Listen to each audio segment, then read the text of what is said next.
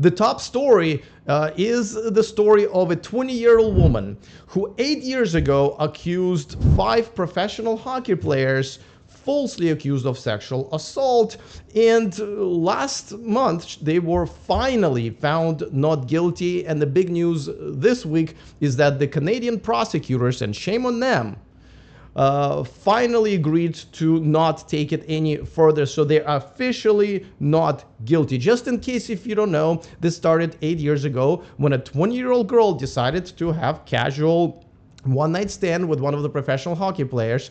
She met at the bar, and then they've invited other professional hockey players to have a wild night. Now, she herself admitted in text messages, and there's actually a fucking video of her saying that this was consensual. And originally there was no charges pressed. The prosecutors decided not to go through with this, but under pressure from friends and family on her part, and under pressure from the media on the prosecutor's part of the Crown, they ended up actually taking these men to court. And NHL suspended them without pay. They lost their professional contracts.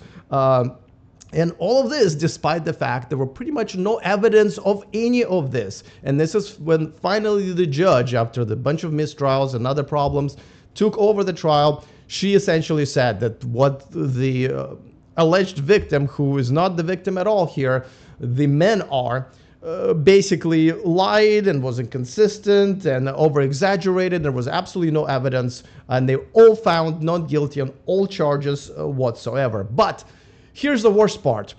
Not only they've lost 7 years over their lives and their contracts, this woman was apparently filed a multi-million-dollar civil lawsuit.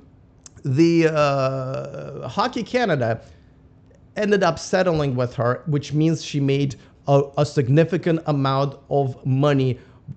By now we know falsely accusing men of the sexual assault.